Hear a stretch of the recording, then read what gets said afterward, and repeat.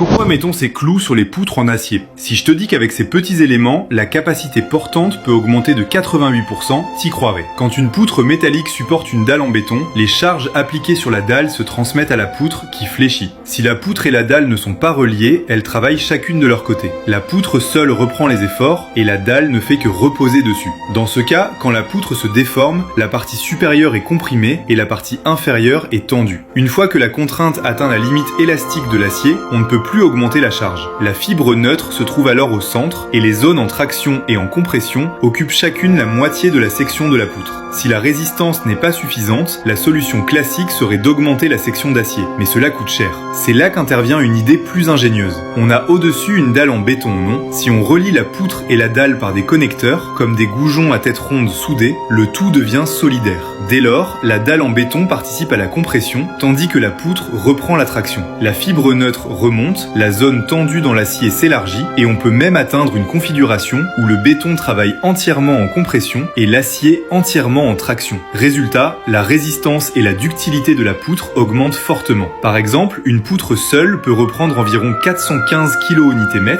alors qu'une poutre mixte avec goujon atteint 782 kN/m, soit une amélioration de 88%. Impressionnant pour de simples clous ou non?